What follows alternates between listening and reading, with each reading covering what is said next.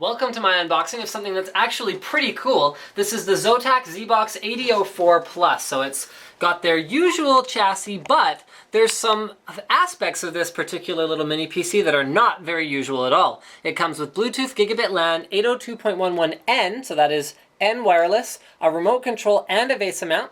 The configuration that I've got here has a 320 gig hard drive and 2 gigs of memory, although you can buy it as a bare bones, which doesn't come with a hard drive or RAM, obviously at a cheaper price, and you can put in whatever you want. So you can build yourself a very silent, very high performance, and more on that later, mini PC for a very reasonable budget. It also doesn't come with an operating system, so you're free to choose your own, whether you want to go with Windows 7 Home Premium, Professional, or whatever else the case may be. They don't lock you in that way, or force you to buy a more expensive premium SKU in order to get a better operating system, so that's something that's really convenient. Let's have a look at the overall specs first. So this uses the AMD E-450 APU, which has 2 cores running at 1.65 gigahertz, as well as an AMD 6000 series 6320 graphics core built into the APU itself. So an APU is kind of like a CPU and a GPU on one die.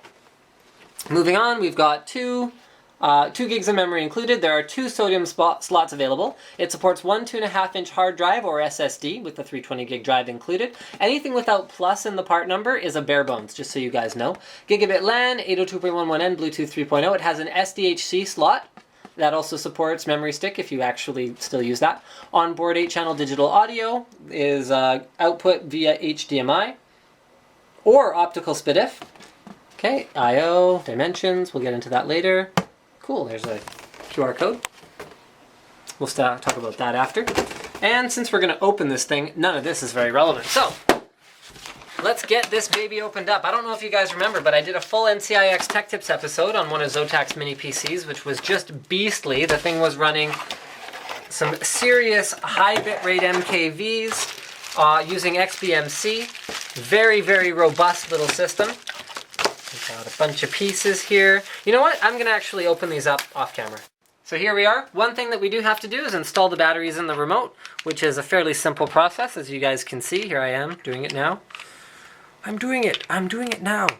You know, the guys on the local radio station, Team 1040, the sports radio station, they're doing like this thing. It's like a March Madness themed, like a basketball themed thing where they're taking iconic TV characters and then they have like brackets where they come down to a finals, and then they're gonna have someone win, and they're having the listeners vote, and they're like floored every time Basil Fawlty wins a bracket, because apparently none of them understand the humor of Fawlty Towers, which just irked me this morning, because they were like, oh, it's some British show, there were only 12 episodes. Yes, 12 episodes of the purest comedy gold that ever existed. Anyway, moving on.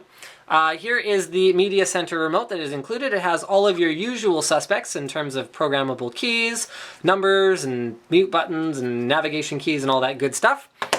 Next, we have the included power cord, 4 included screws, more on those later, as well as the IR receiver. So the reason this comes on a really long cord that is more than one Linus arm span in length is because it can be easily positioned, like plugged into the Z-Box itself, and then positioned somewhere discreet and convenient so that the remote will be able to hit it. It will hit that thing. Okay, then we have an antenna and a little mounting piece here, which we'll do more on later, as well as a warranty terms thing. So in the, oh look at that, in the EU they get 2 years. I think that's by law. Everywhere else is 1 year. Driver installation DVD, user's manual, as well as a quick start guide. Now the unit itself. So remember guys, this is an E-450. That means it is capable of DirectX 11 gaming in games like Dirt 3, for example, where they're not super demanding, but they are DirectX 11. So more on that in a moment. Here, let's do the unit itself here.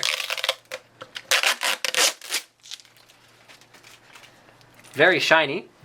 ERP ready, evidently. There's our cooling fan right there.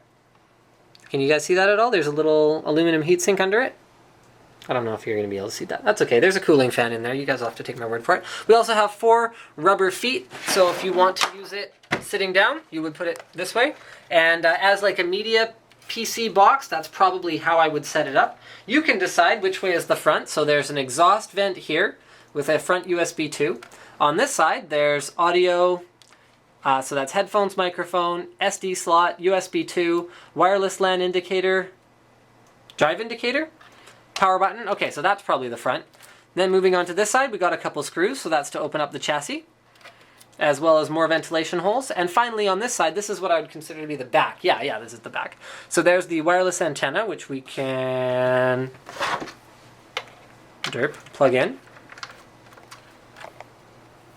If I can. Oh, it's like spring-loaded. Neat. Okay, there we go. Wireless antenna, USB 3, gigabit Ethernet, 2 more USB 2, display port out, that's cool. That's a function of the AMD Radeon graphics on board, HDMI, as well as optical audio out, and finally, the power in.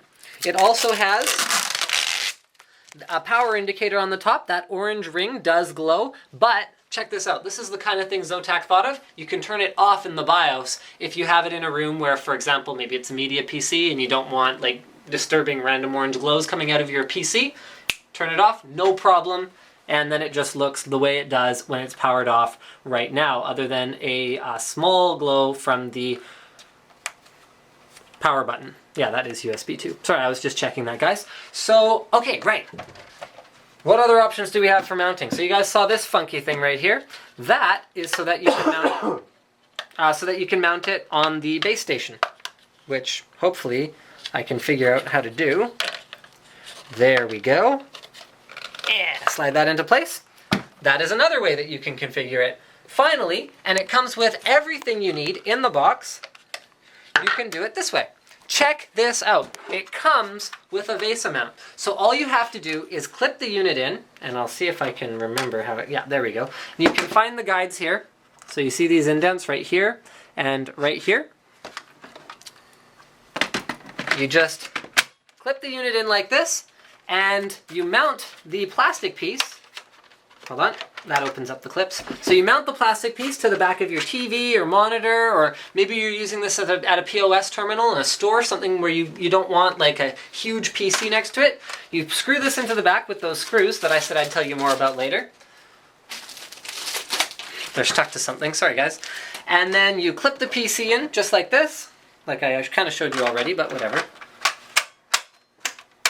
And there you go, just like that. No big deal, right? You have access to all of your important I/O, including that top USB 2 port. And you have a nice little low-profile PC. You don't need a wire for networking because it has built-in wireless as well as built-in Bluetooth. And I think that pretty much covers it. Thank you for checking out my unboxing of the ever-popular Zotac AD04. Don't forget to subscribe to Linus Tech Tips for more unboxings, reviews, and other computer videos.